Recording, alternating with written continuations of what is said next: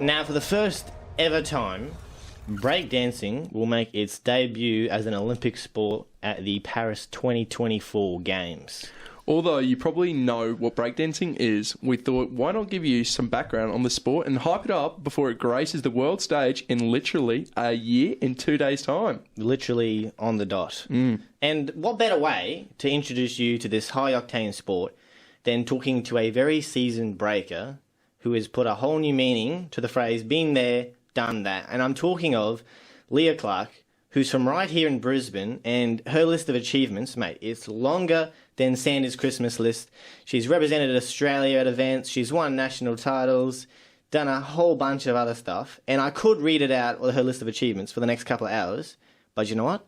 I don't have to, because I'm very pleased to say that Leah joins us on the line right now. Leah, thanks so much for coming on the show today.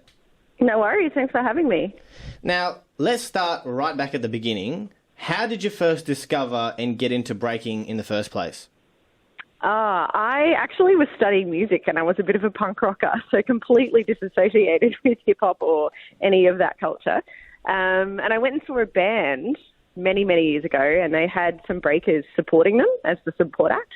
And I'd never seen breaking before in front of me, and I was just like, that is the coolest thing I've ever seen.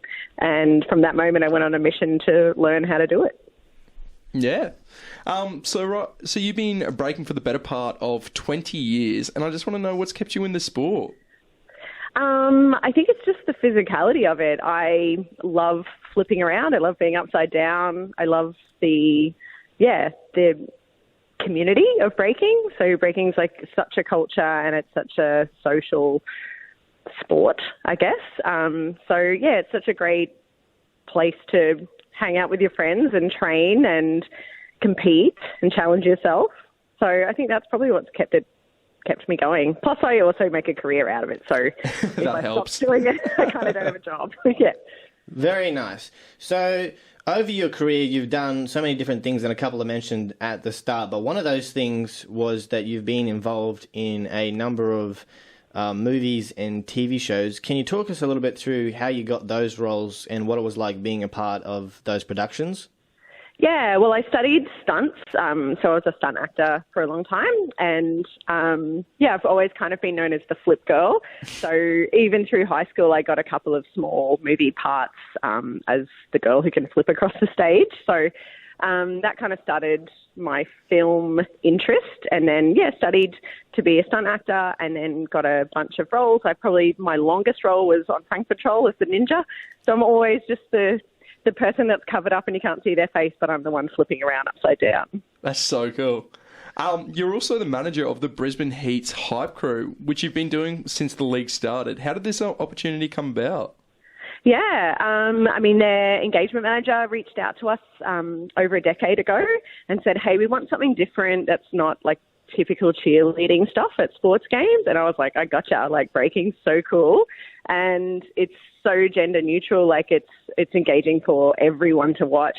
And it was something really different back then. A lot of the sports teams now have taken on our concept, but our hype crew, it was the first time that they'd kind of flipped things up and had something a little bit different than your typical kind of cheer group. So, we go around and we hype up the teams and we flip around and engage the fans. And, we've been doing that for about 10 years. So do you feel like the other teams in the Big Bash have just copied you guys then? They totally have. Yeah. the Perth Scorchers or whatever, they've got their cheer squad. I swear they've just literally taken whatever you guys have done. Yeah, I get that feedback a bit. Yeah, very nice. So have you got any feedback from like the Heat players or the fans? Like, what do they think about what you guys do?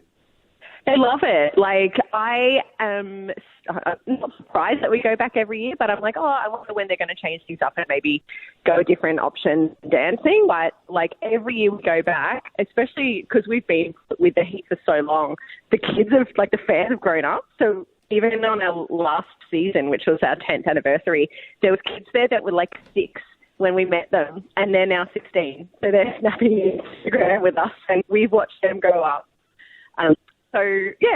They love it. It's something a little bit different, but it's kind of a bit relevant to sport as well. Yeah. Very nice. Now, let's move a little bit more back into breaking. And I was watching some highlights last week, and I did get down a bit of a rabbit hole because it was really intriguing. But what I found really interesting was at some of the competitions, everybody is really, really close because you're performing in like a small space, and then you're literally surrounded by all the fans and the other competitors, which looks insane. What is the atmosphere like at those competitions? Yeah, I mean, those more intimate jams that's the vibe that we want. Sometimes when you get to those larger competitions, you do feel a little bit distant from the stage and the audience. I know some of the larger events I've competed at overseas, it's just been so massive that it feels really distant and daunting, and you don't really feel connected to what you're doing. But, I mean, our dance form started in a cypher, started in a circle as a party dance, and we feed off the energy of people that are around us. So any event where you've got that audience and everyone around you really close makes you feel, like the energy of the room. So you dance better. But, I mean, there's different styles of competitions now, but, our dance form, like I said, started in a cypher, and that's, where it feels its most authentic. Yeah.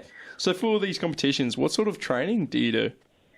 I mean, I'm training most days now leading into my preparation for the Olympic qualifiers. And, everyone trains a little bit different. We've got crews that we train with, like friends. We have community nights. I mean, I do a little bit of training at home on my own on the days I can't get into the studio. So most days leading into big events. Very nice.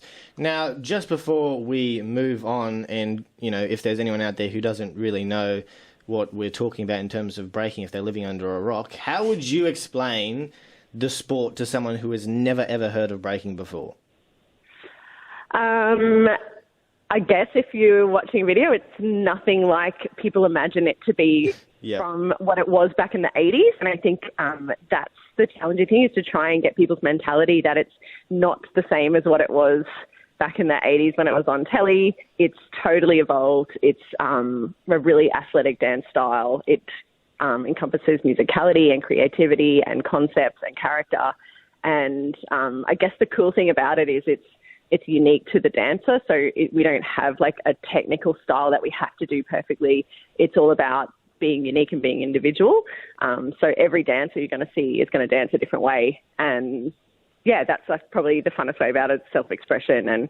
But it's, dynamic and acrobatic. I don't know how you would explain it to someone who hasn't seen it. So just talking about the Olympics a little bit more, who do you think our main competition will be? Oh, look, Europe has some of the best dancers in the world. So does Japan and Korea. But America's stepping up as well. So, it's, I was talking to my husband last night about, could we were watching some skateboarding and what are the countries that are on top? And it's funny, in breaking, especially within the guys and the girls scenes as well, they're from different countries. So we've got the whole world we're up against at the moment. There's not one country in particular. Yeah, that's fair. How well do you think we'll fare up in breakdancing in the Olympics? Do you think we'll do pretty well? I think we'll do well if we can get there. I think our biggest challenge is Australia's so far away from every competition that we've got. So at the moment, our Australian team, we're having to just dig into our pockets and invest our own money to get to these World Series events. I just spent $4,000 on a ticket to Portugal, which is the most expensive plane flight I've ever taken in my life. Yeah, whoa. So, for us, it's a challenge because we're so far away from the countries that are hosting these qualifying events. And then for Australia to host our Oceania Championships, which is our Olympic qualifier this year, we still have to get one major sponsor on board because we need to bring 11 international judges out to judge this event. You can imagine the cost of 11 internationals. Yeah, so it's different if you're in, Europe and you've got a country that's a 45-minute drive away, but Australia is just so distant. So that's our biggest challenge is, where we are situated. But if we do end up qualifying for the Olympics, how well do you think we'll do? I think we'll do pretty well. Yeah, our Australian breakers have been competing internationally for years and years and years and representing really well. So obviously having our two best male and female athletes going over, we'll just have to wait and see. Very nice. That gives us a good confidence for next year to be watching. Now, you are the owner of Elements Collective, which is your dance studio in Brisbane. Can you tell us a little bit about that as well? Yeah, I mean, I started EC 13 years ago. I returned back from a big tour that I'd been in Europe, and I just didn't want to go back to just teaching at all these different spaces in Brisbane. So I wanted to start my own creative piece. So I formed that. I've now taken over the entire venue. It's a multifaceted creative-based event venue in Fortescue Valley. We run classes and workshops and training sessions, and we hire the space out for people to use as well. Yeah. So if people want to find more about you in the studio, what's the best way to do that? Jump onto elementscollective.com.au. Check us out. Give us a follow. You can follow my journey on my Instagram at BigGirlFlix, Flix. And, yeah, give us a follow. Show some support. Help us get overseas. And just for any future breakdancers, any advice? Stick with it. Get a good trainer, get to a good class, come to our community events, get involved in the scene. And, yeah, it takes a little bit of time to get to the skill level, I guess, of the Olympics. But, you know, breaking is one of those things that, once you start it, you kind of want to stick with it. So, yeah, that's my best advice is stick it out, train hard. Yeah. Very find a good nice. scene. Now, before we finish up, and thanks very much for your time today, I think there is one question that we haven't asked yet, which I think everyone wants to know, and that is, what is your go-to song when it's crunch time during a competition? Oh, I don't have one favourite song, but anything by James Brown is always a good hit. Okay, very nice. So when you need to get some points, you're hitting a James Brown song. Is that how it is? Yeah, that's going to get me revved up. Very nice. Well, thanks so much for your time today, Leah, and good luck with your upcoming comps and the qualifying for the Olympics. Hopefully you guys can get the funding together, and we definitely hope to see Australia and you breaking the house down in Paris.